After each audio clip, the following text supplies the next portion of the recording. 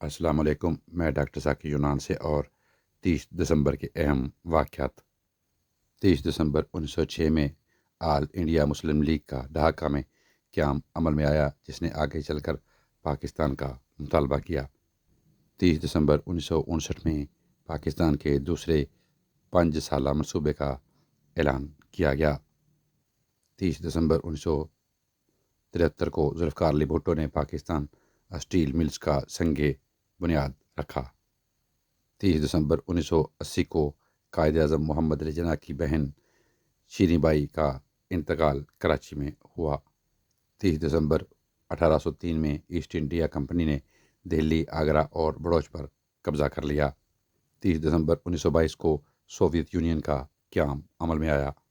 30 دسمبر 1985 کو پاکستان سے martial law اٹھا لیا گیا اور 1973 کے آئین کو کئی ترامیم کے ساتھ بحال کر دیا گیا۔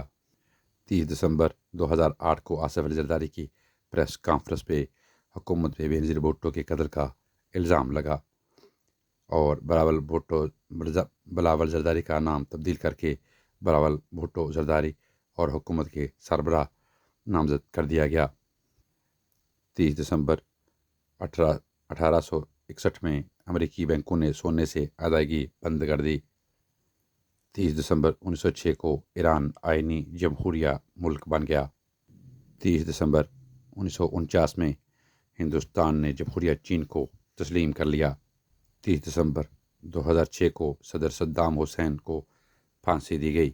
یہ پھانسی علی الصبح کے وقت دی گئی اور اس کی ویڈیو بنائی گئی، جو کہ وہاں کے سرکاری ٹی وی پہ نشر کی گئی۔